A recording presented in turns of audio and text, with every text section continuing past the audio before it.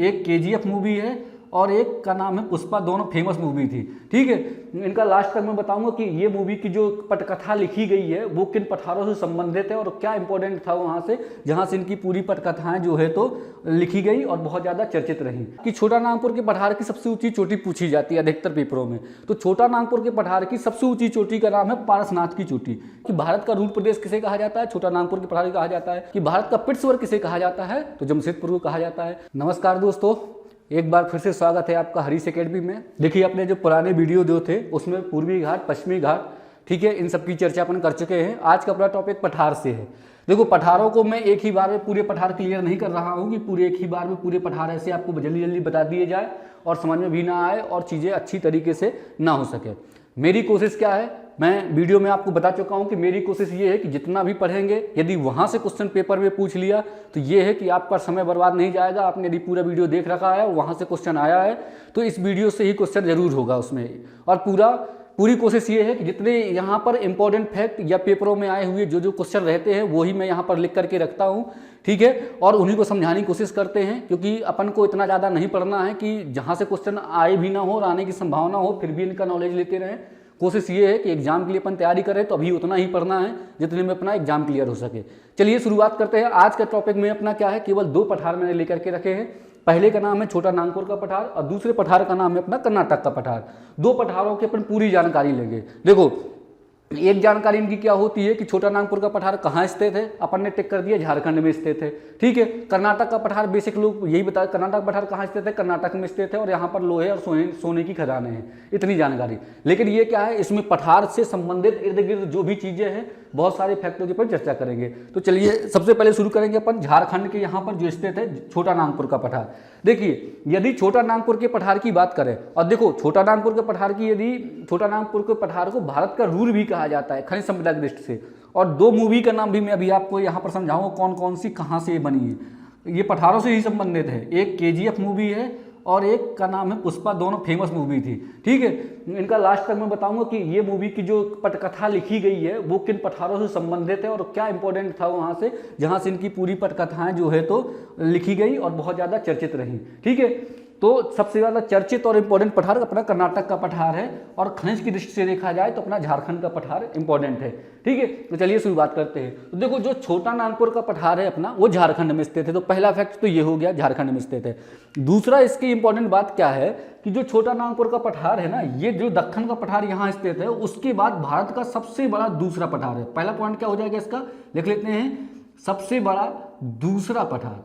Question यही पूछ ले कि भारत का सबसे बड़ा दूसरा पठार का नाम बताइए, तो भारत का सबसे बड़ा दूसरे पठार का नाम है कौन सा, आपका ये छोटा नागपुर का पठार भारत का सबसे बड़ा दूसरा नंबर का पठार है। ठीक है, अब इसके बाद की अगली चर्चा क्या होगी, अगला पॉइंट इसका ये होगा छोटा नागपुर के पठार का कि इसका निर्माण कब हुआ। तो देखो, छोटा नागपुर के पठार का जो निर्माण है वो प्री कैम्ब्रियन काल में हुआ। कब हुआ था निर्माण इसका, प्री कैम्ब्रियन काल में छोटा नागपुर के पठार का निर्माण हुआ था। ठीक है, इसके बाद तीसरा पॉइंट इसका ये हो जाएगा छोटा नागपुर के पठार का कि इसमें चट्टानें कौन कौन सी चट्टानें इसमें पाई जाती है। एक आर्कियन क्रम की चट्टान है, फिर धारवाड़ क्रम की चट्टान है। ये 2 चट्टानें मुख्य रूप से तो ऐसी आर्कियन क्रम की चट्टानें हैं, लेकिन यदि और देखा जाए तो इसमें धारवाड़ की कुछ चट्टानें भी मिलेंगी और गोंडवाना क्रम की चट्टानें भी मिलेंगी।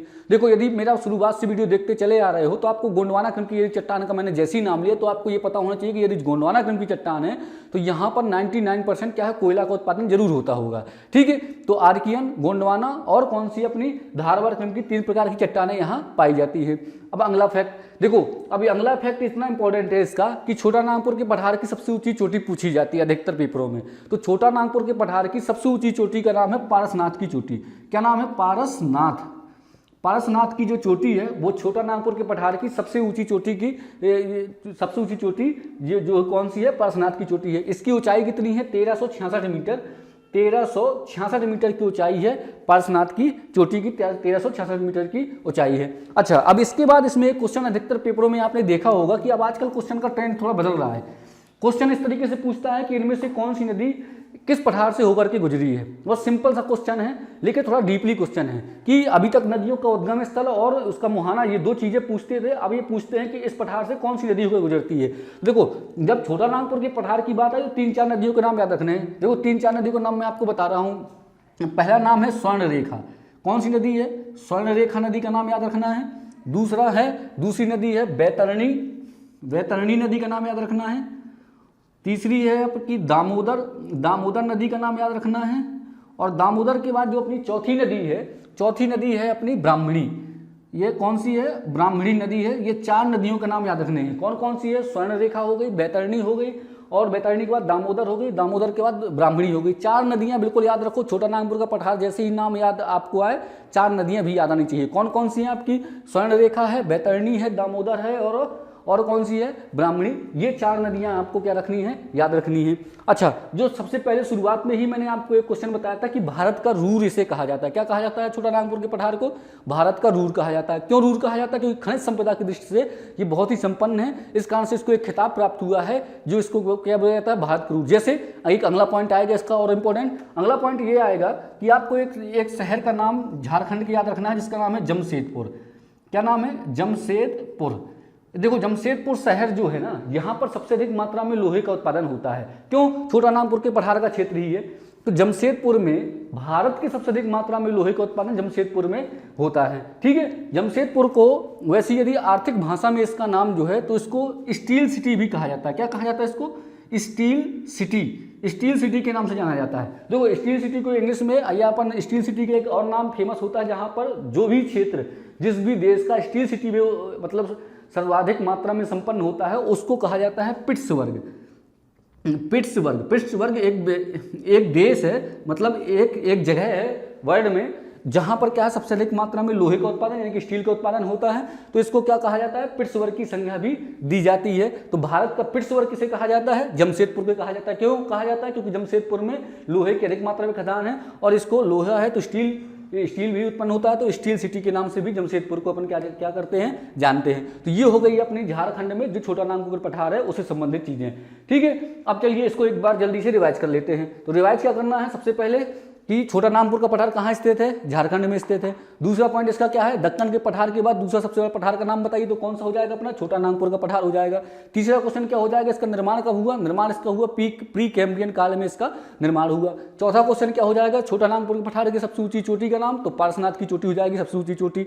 ठीक है, अगला क्वेश्चन क्या हो जाएगा? इसमें नदियां कौन कौन सी हैं? तो स्वर्ण रेखा नदी है, बैतरणी नदी है, और इसके बाद कौन सी है? दामोदर है और ब्राह्मणी। 4 नदियों के नाम बताए थे। अगला क्वेश्चन छोटा नागपुर के पठार से क्या होगा? अगला क्वेश्चन होगा ये होगा कि भारत का रूर प्रदेश किसे कहा जाता है? छोटा नागपुर के पठार कहा जाता है। फिर अगला क्वेश्चन होगा जमशेदपुर से, जमशेदपुर को भारत की स्टील सिटी किसे कहा जाता है? जमशेदपुर को कहा जाता है। और अगला क्वेश्चन क्या होगा इसका कि भारत का पिट्सबर्ग किसे कहा जाता है? तो जमशेदपुर को कहा जाता है।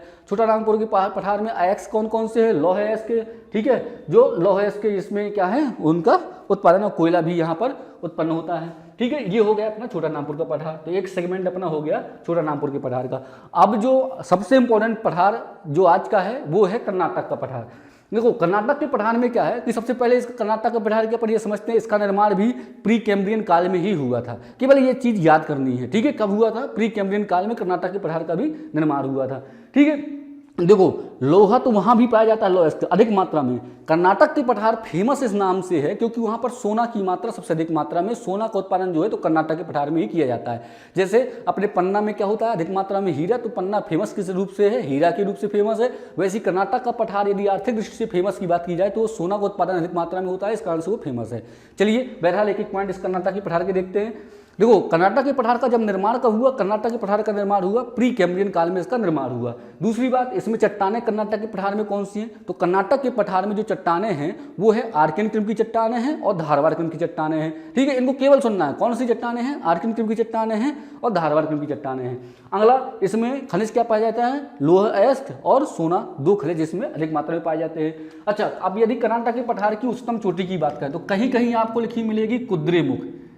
एक चोटी का नाम लिखा मिलेगा आपको कुद्रेमुख। ठीक है, और एक मोलानगिरी, एक नाम मिलेगा आपको मोलानगिरी, 2 नाम मिलेंगे। तो देखो भाई ये बात याद रखना कि कर्नाटक के पठार की सबसे ऊंची चोटी है मोलानगिरी, मोलानगिरी सबसे ऊंची चोटी है। कुद्रेमुख सबसे ऊंची चोटी है नहीं है कर्नाटक की पठार। कुछ किताबों ने कुद्रेमुख लिख दिया है, लेकिन सबसे ऊंची चोटी यदि क्वेश्चन आ जाए कि कर्नाटक के पठार की सबसे ऊंची चोटी का नाम क्या है, तो मोलानगिरी है, जिसकी ऊंचाई है 1913 मीटर। इसकी क्या है?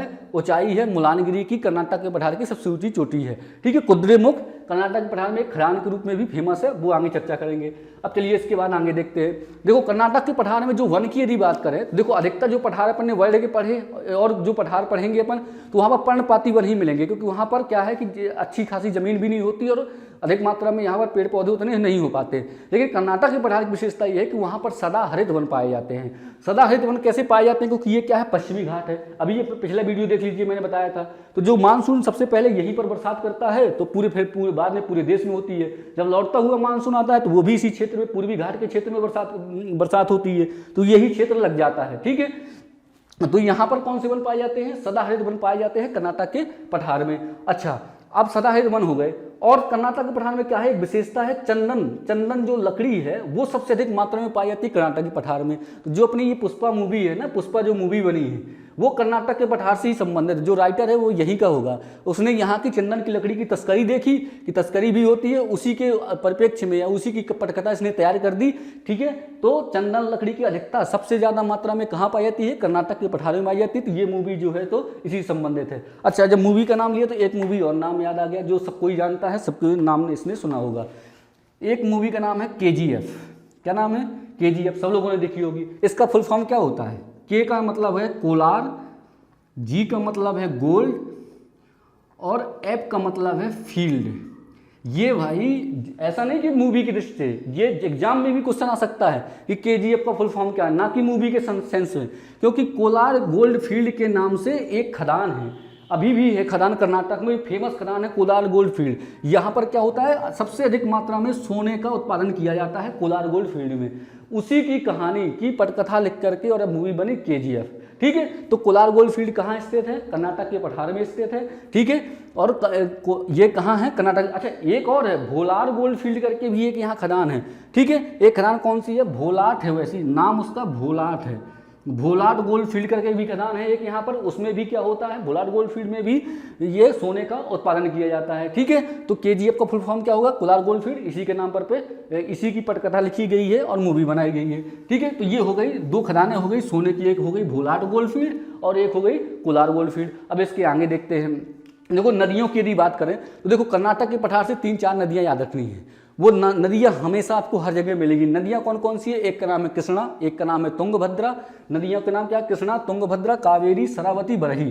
कौन कौन सा नाम है, कृष्णा, दूसरा नाम है तुंगभद्रा, तीसरा नाम है कावेरी और चौथा नाम है बरही। ये 4 नदियाँ वैसी बेसिक रूप से याद रखना। कौन कौन से, कृष्णा, तुंगभद्रा, कावेरी। ठीक है, कृष्णा, तुंगभद्रा, कावेरी और वरही। एक शरावती नदी भी है जो कर्नाटक के पठार से ही इनका क्या है, नदियां निकली हुई हैं। कौन कौन सी निकली हैं कर्नाटक पर, कृष्णा, तुंगभद्रा, कावेरी और बरही नदियां जो है तो कहाँ से निकली हैं, कर्नाटक के पठार से निकली हुई है। ये वाला हो गया। ठीक है, अब देखो, अब यहाँ की 1-2 खदानें और फेमस है। ये खदानें बहुत इंपॉर्टेंट है, याद रखना। एक का नाम है हट्टी की खदान। ठीक है, ये खदान जो है ना, एक हट्टी की खदान का नाम है और एक नाम है रामचूर। ये सबसे ज़्यादा इंपॉर्टेंट तो पहले थी हट्टी की खदान। आज से 2-3 साल पहले ये क्वेश्चन आ चुका है, हट्टी की खदान कहाँ है, कर्नाटक के पठार में। क्योंकि जो ये हट्टी की खदान है ना, ये हट्टी की खदान कोयले के उत्पादन के लिए फेमस है। काय के लिए, कोयले के उत्पादन के लिए। देखो बात क्या है कि हट्टी की खदान कोयले के उत्पादन के लिए फेमस है, रामचूर की खदान भी कोयले के उत्पादन के लिए फेमस है। लेकिन वर्तमान में क्या है कि रामचूर की खदान में चांदी के निक्षेप प्राप्त हुए। क्या प्राप्त हुए हैं, चांदी के निक्षेप प्राप्त हुए। इस कारण से ये चर्चा का विषय बना हुआ है। ठीक है, तो इसलिए याद रखना है कि रामचूर की खदान कहाँ स्थित है, कर्नाटक में स्थित है, जहां पर क्या प्राप्त हुए, चांदी के निक्षेप प्राप्त हुए हैं। और हट्टी और रामचूर यदि कोयले के संदर्भ में पूछा जाए तो ये हट्टी और रामचूर की खदान में कोयले का उत्पादन तो होता ही है, साथ में क्या रामचूर की खदान में क्या प्राप्त हो गया, चांदी के निक्षेप भी प्राप्त हो गए। इस कारण से रामचूर की खदान भी क्या हो गई, फेमस हो गई। ठीक है, अब चलिए इसके बाद देखो, अब जब कोयले इसकी बात कर रहे हैं तो एक और है, यहाँ पर लोहे का भी उत्पादन है। लोहे के उत्पादन पे एक खदान फेमस है। देखो एक का नाम तो है बेल्लारी, बेल्लारी एक जिला भी है यहाँ का शायद, और बेल्लारी एक हो गई। एक नाम आ जाएगा बाबा बुदान। बाबा बुदान के नाम फेमस है, बाबा बुदान की पहाड़ी फेमस है। देखो जो बेल्लारी है, बेल्लारी की खदान जो है यहाँ पर कर्नाटक में जो स्थित है, कर्नाटक के पठार में, बेल्लारी की खदान जो है लोहे के उत्पादन के लिए फेमस है। काय के लिए, बेल्लारी खदान लोहे के उत्पादन के लिए फेमस है, लगभग लोगों को पता है। सबसे इंपॉर्टेंट है बाबा बुदान की पहाड़ी। इसके क्वेश्चन बदल के आए हैं। कैसे बदल के क्वेश्चन आए हैं, बाबा बुदान की पहाड़ी कहाँ स्थित है। ठीक है। तो उसकी पहाड़ी कहाँ स्थित है? कर्नाटक के पठार में स्थित, यानी कि कर्नाटक में स्थित है। पहले तो सिंपल सा क्वेश्चन ये हो गया। दूसरा क्वेश्चन क्या बना? बाबा बुदन की पहाड़ी की खदान, ठीक है, पहाड़ी के नाम से ही खदान है, बाबा बुदन की पहाड़ी के नाम से ही खदान है। तो वो खदान कहाँ स्थित है? कर्नाटक के पठार में स्थित है। देखो ज्योग्राफी में यही समस्या होती है कि उस नाम से पहाड़ी भी होता है, पर्वत भी होते हैं, जिले का भी नाम होता है, गांव का भी नाम होता है। इस कारण से बहुत अच्छे तरीके से ध्यान देना है। बाबा बुदन की पहाड़ी कहाँ स्थित है? कर्नाटक में स्थित है। अब वो जो पहाड़ी है उसमें खदान बनी है, तो वो खदान का है कि यह लोहे की खदान है। तो बाबा बुदन की खदान कहाँ स्थित है? वो भी कहाँ स्थित है? कर्नाटक के पठार में स्थित है। ठीक है, तो चलिए अब जल्दी से इसको रिवाइज कर लेते हैं। कर्नाटक के पठार को देखो, इसमें क्या क्या था? इसका निर्माण कब हुआ? प्री कैम्ब्रियन काल में हुआ। दूसरा क्या था? इसमें चट्टानें कौन सी हैं? आर्कियन एवं धारवाड़ की चट्टानें पाई जाती है। तीसरा खनिज कौन कौन से? लौह और सोना इसमें प्राप्त होता है। चौथा, इसकी सबसे ऊंची चोटी मुलानगिरी थी, दो ठीक है, सबसे ऊंची चोटी थी 1913 मीटर। वन कैसे पाए जाते हैं? सदाहरित वन पाए जाते हैं। अगला क्या था? वन कौन कौन से हैं? चंदन के वन की अधिकता कर्नाटक के पठार में पाई जाती है।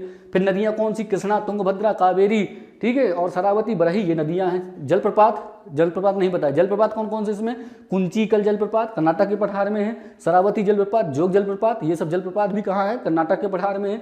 अगला KGF यानी कोलार गोल्ड फील्ड कहाँ है? कर्नाटक के पठार में है। भोलाट गोल्ड फील्ड कहाँ है? कर्नाटक के पठार में है। खदानें हट्टी की खदान और रामचूर की खदान, ये भी कहाँ पर है? कर्नाटक के पठार में है। और इसके बाद बेल्लारी की खदान कहाँ है? कर्नाटक के पठार में है। और एक लास्ट बाबा बुदन की पहाड़ी कहाँ स्थित है? कर्नाटक के पठार में है। ठीक है, तो अब चलिए इसके बाद इस वीडियो के जस्ट बाद अपने और जो पठार हैं, विंध्य का पठार, दक्कन ट्रैप, इन सब चीज़ों के पठारों की जानकारी पढ़ लेंगे। तेलंगाना का पठार, ठीक है, मेघालय का पठार, ये 2-3 पठार हैं। अगले वीडियो में अपन इनको समझेंगे बहुत डिटेल के साथ, कौन कौन से पठार कहाँ स्थित हैं। ठीक है, चलिए अब मिलते हैं अगले वीडियो में। धन्यवाद।